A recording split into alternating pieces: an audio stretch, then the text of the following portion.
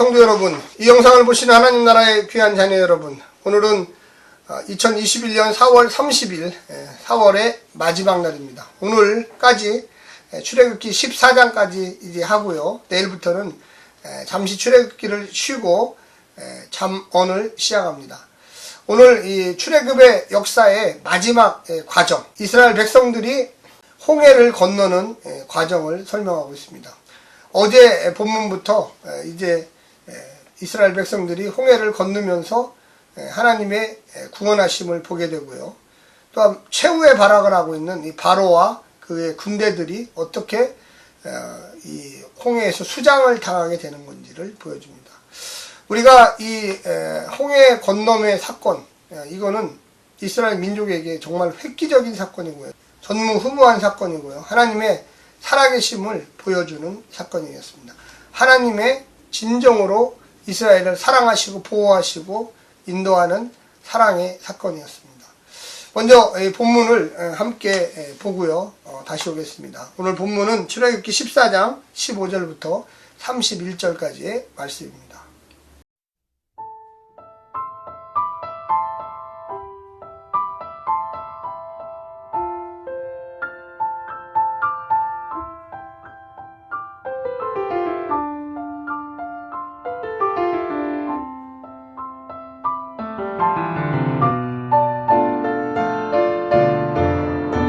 여호와께서 모세에게 이르시되 너는 어찌하여 내게 부르짖느냐. 이스라엘 자손에게 명령하여 앞으로 나아가게 하고 지팡이를 들고 손을 바다 위로 내밀어 그것이 갈라지게 하라.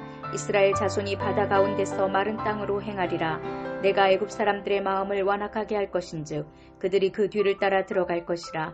내가 바로와 그의 모든 군대와 그의 병거와 마병으로 말미암아 영광을 얻으리니 내가 바로와 그의 병거와 마병으로 말미암아 영광을 얻을 때에야 애굽 사람들이 나를 여호와인 줄 알리라 하시더니 이스라엘 진 앞에 가던 사람의 사자가 그들의 뒤로 옮겨가매 구름 기둥도 앞에서 그 뒤로 옮겨 애굽 진과 이스라엘 진 사이에 이르러 서니 저쪽에는 구름과 흑암이 있고 이쪽에는 밤이 밝음으로 밤새도록 저쪽이 이쪽에 가까이 못하였더라. 모세가 바다 위로 손을 내밀매 여호와께서 큰 동풍이 밤새도록 바닷물을 물러가게 하시니 물이 갈라져 바다가 마른 땅이 된지라. 이스라엘 자손이 바다 가운데를 육지로 걸어가고 물은 그들의 좌우에 벽이 되니 애굽 사람들과 바로의 말들 병거들과 그 마병들이 다 그들의 뒤를 추격하여 바다 가운데로 들어오는지라.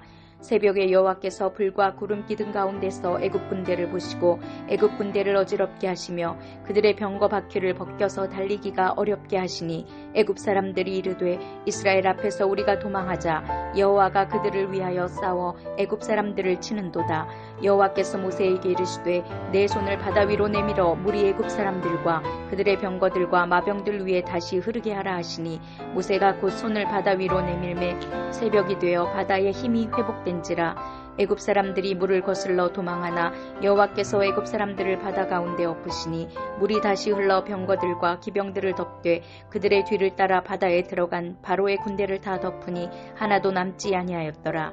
그러나 이스라엘 자손은 바다 가운데를 육지로 행하였고 물이 좌우에 벽이 되었더라. 그날에 여호와께서 이같이 이스라엘을 애굽 사람의 손에서 구원하시매 이스라엘이 바닷가에서 애굽 사람들이 죽어있는 것을 보았더라. 이스라엘이 여호와께서 애굽 사람들에게 행하신 그 큰 능력을 보았으므로 백성이 여호와를 경외하며 여호와와 그의 종 모세를 믿었더라.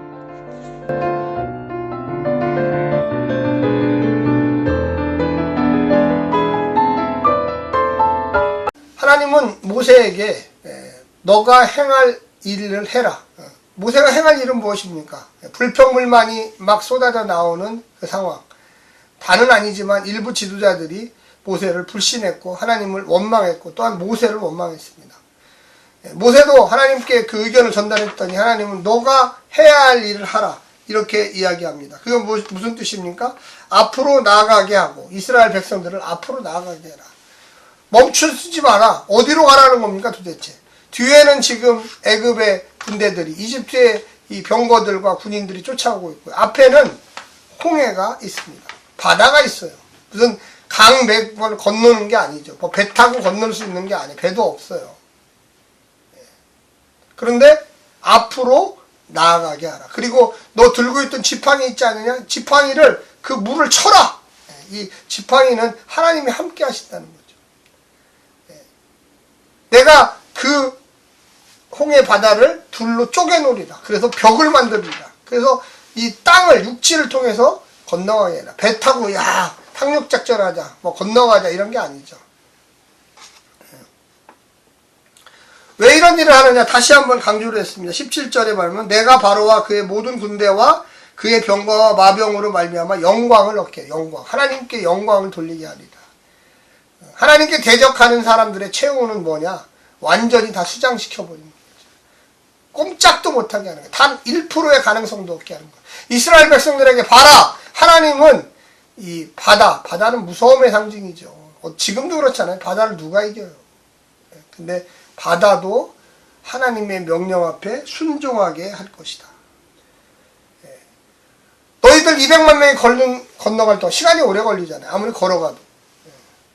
그동안 내가 불기둥과 구름기둥으로 너희들은 건너가도록 보호해주고 쫓아오는 저들 이 애국 군대는 불기둥으로 막아서 접근하지 못하게 하리라. 그리고 너희들이 완전히 다 가면 그 기둥이 이동해요. 그래서 저쪽에 또 벽을 세워요. 그리고 이제 쫓아오려고 하는 이 애국 군대들이 물속으로 다 들어와요. 그리고 그 기둥이 이제 없어져요. 퇴로를 만들지 못하도록 만드는 것입니다. 그리고 물이 한 번에 순식간에 합쳐져 버립니다. 수장당하죠. 가끔씩 오늘날에도 보면 댐을 방류하는데 방류 경고 방송을 못 들어서 소양강 댐이나 이 댐들이 물이 어마어마하게 쏟아져 한 번에 내려와서 거기서 야영을 하고 있던 그 댐의 밑에서 야영을 하고 있던 사람들이 가끔씩 죽는다는 보도를 보게 됩니다. 똑같은 거예요. 물이 이렇게 벌어졌다가 갑자기 합쳐져 버리면 그 가운데 있던 사람들은 어떡합니까? 무슨 시냇물도 아니고 수영을 잘하는 것도 아니고 갑자기 물에 다 빠져서 죽게 되죠. 오늘 본문을 보면 밤새 불었던 통풍우림입니다. 우리가 구름기둥은 낮에 필요하죠. 햇볕이 광야에 뜨거우니까. 불기둥은 언제 필요합니까? 밤에 필요하죠. 사막이 또 밤 되면 영하로 떨어집니다. 기온차가 거의 20도, 30도가 나요. 그러면 몸이 견딜 수가 없어요. 사람은 그렇게 태어나지 않아요. 그래서 하나님께서 밤 되면 이스라엘 백성들에게 불기둥으로 뜨끈뜨끈하게 밤에 추우니까 낮에는 40도까지 올라가니까 구름기둥으로 그들에게 그늘막을 만들어 주십니다. 하나님께서는 이 동풍을 불게 하셔서 바다 물을 말려버리셨어요. 순식간에 벽을 만들어 버렸어요. 이런 전쟁을 성경에는 거룩한 전쟁, 홀리워라고 그러죠. 하나님이 직접 참여하시는 전쟁. 어떨 때는 하나님이 다윗과 같은 모세와 같은 지도자를 통하여 역사할 때지만 하나님이 천사들을 보내서 직접 관여하시는 전쟁. 이게 바로 홀리워, 거룩한 전쟁, 하나님이 싸움을 하시는 전쟁이에요. 하나님이 참다 이제 이스라엘 백성들이 이집트의 군대와 싸워서 이길 수가 없죠. 당연히 두렵고 떨리는 마음 당연한 것입니다. 하나님이 13절에서 야 모세를 통하여 하나님의 구원하심을 보라. 너희들은 두려워하지 말고 서서 있기만 해라. 걱정하지 마라. 이제 오늘 본문에서는 자 바다로 홍해 바다로 행군을 시작하라. 직진하라. 내가 그 물을 말려버리라. 너의 그 지팡이로 이 바다를 쳐라. 그러면 그곳이 갈라져 없어지게 되리라. 모세는 준비 자세로 하나님의 일하심을 보려고 하고 있습니다. 당연하죠. 이스라엘 백성들도 반신반의해서 여기서 하나님이 어떻게 일하지? 홍해를 가를 줄은 정말로 생각지도 못했습니다. 바다는 인간이 다스릴 수 있는 영역이 아니죠. 오직 신만이 다스릴 수 있는 영역입니다. 바다는 대체적으로 성경에서 혼돈, 불안정, 불안, 거대함으로 다가오고 있습니다. 바다는 하나님만이 통치하실 수가 있는 영역입니다. 바다는 통치하는 자는 위대하며 영원합니다. 하나님은 바다를 나누시고 다시 합칠 수 있는 그렇게 놀라운 분이십니다. 혼돈에서 질서를 부여합니다. 바다는 불안정하죠. 혼돈합니다. 하나님은 질서를 걷어 부여해서 벽을 만들어 버리시는 하나님이죠. 예수님이 바다를 잠잠케 한 사건 신약에 나옵니다.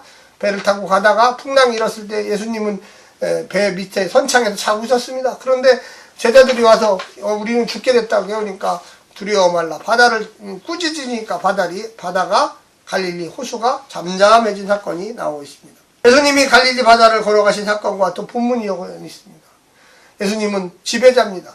바다를 물에 빠지게 만들죠. 들어가게 만드는데 주님은 그 무리를 건너 가셨다고 분명히 이야기하고 있습니다. 구름 기둥과 불 기둥은 천사 즉 하나님의 자연에 대한 통치권을 보여줍니다. 구름 기둥은 낮에 활동합니다. 불 기둥은 밤에 활동합니다. 이런 논리가 이집트 군대에게는 반대로 활동했습니다. 그들이 쳐들어오려고 할 때는 뜨거운 불 기둥을 막아주는 구름 기둥이 아니라 더 뜨거운 불 기둥으로 역사했고요. 그들이 이제 서늘한 구름 기둥이 필요할 때는 하나님 불 기둥으로, 그 다음에 뜨끈뜨끈한 불 기둥이 필요할 때는 구름 기둥으로 역사해서 더 춥게 만들었던 것이죠. 반대로 이스라엘 사람들에게는 밤에는 불 기둥으로, 낮에는 구름 기둥으로 인도하셔서 평안과 안식, 창조의 능력을 하나님께서 보여주셨습니다. 이 출애굽 열재앙과 이 홍해 사건은 연결되어 있습니다. 그런데 또 어떻게 보면 개별적인 또 사건이에요. 어떻게 보면 이스라엘의 구원의 역사는 홍해 사건에 더 집중되어 있습니다. 하나님이 창조의 사역이죠. 이스라엘 백성들을 모두 다 침례받도록 물에 들어갔다가 반대편으로. 그래서 우리는 죽었습니다. 우리는 하나님의 구원하심을 보았습니다. 이 사건을 통해서 이스라엘은 제일 마지막 절에 이렇게 나와 있습니다. 31절에 백성이 여호와를 경외하며 여호와의 종 모세를 믿었더라. 이제 드디어 더 확실하게 믿게 됩니다. 물론 그 이후에도 불평을 해요. 그러나 그들의 마음속에 우리가 홍해를 건넜다.